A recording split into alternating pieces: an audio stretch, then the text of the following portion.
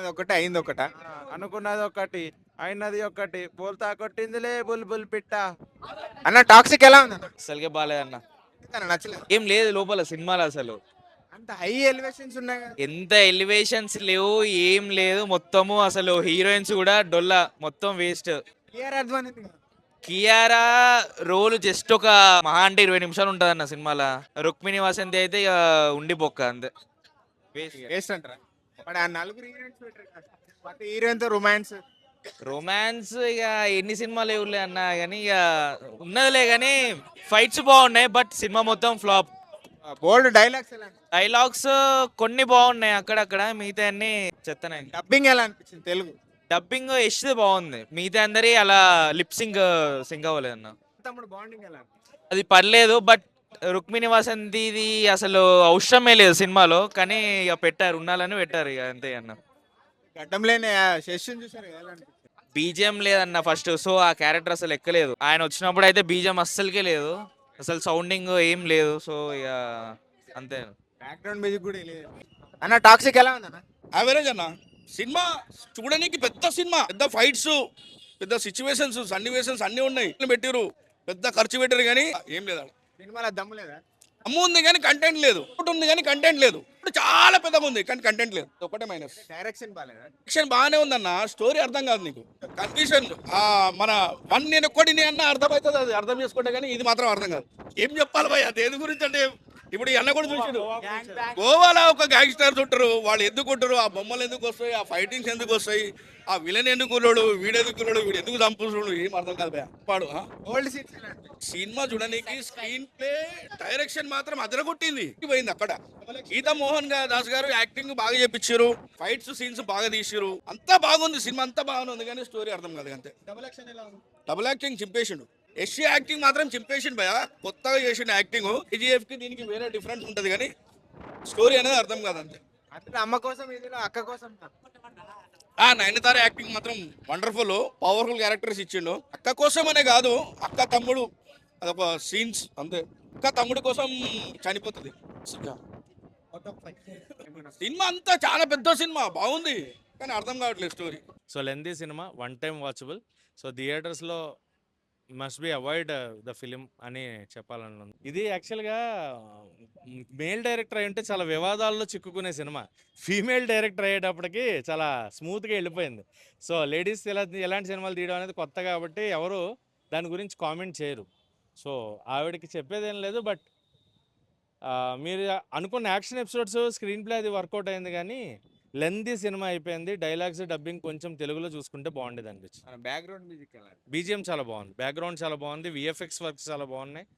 Hollywood range VFX అది బాగుంది, అంటే క్లైమాక్స్ ఫైట్ అంతా కూడా చాలా చాలా బాగా డిజైన్ చేసుకున్నారు. మన సాంగ్స్ ఎలా అనిపించింది? సాంగ్స్ ఏమున్నాయన్నా, అది మూవీతో పాటు వెళ్ళిపోయే సాంగ్సే. కాకపోతే మూవీ అంతా కొంచెం బ్లాక్లో తీశారు, కంప్లీట్గా చీకట్లో ఉంది. సినిమా అంతా చీకట్లోనే ఉంది, వెళ్తురు ఎక్కడ కనిపించలే నాకు. గోవాలో తీశారు కదా, గోవా సీన్స్ అన్ని ఎలా అనిపించాయి?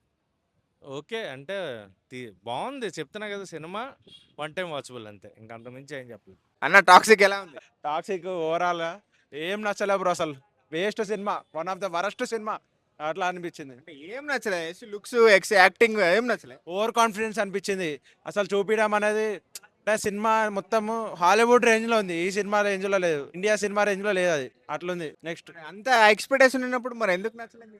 అంటే చూపించడం అనేది ట్రైలర్లో మస్తు అనిపించింది, కానీ ఇక్కడికి వచ్చేసరికి ఏం జీరో, సున్నా ఉండే. ట్రైలర్ లో ఒక్కటి చూపించి సినిమాలో ఒకటి వేస్తారా ఉందా? ట్రైలర్లో మంచి చూపించి సినిమాలో ఏం లేకుండా చూపించినారు. రొమాన్స్ ఉంది, సాంగ్స్ తబాహి అయితే అప్పుడు యూట్యూబ్లో వచ్చినప్పుడు మస్తు ఉండే, కానీ సినిమాలో అయితే ఏమంత అనిపించలే.